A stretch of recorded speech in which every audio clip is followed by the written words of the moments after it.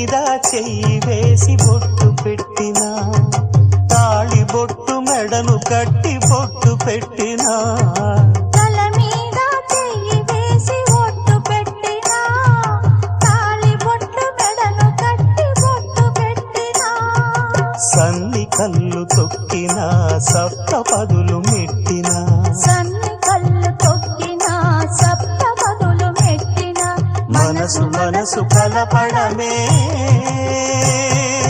మంత్రం పరమార్థం.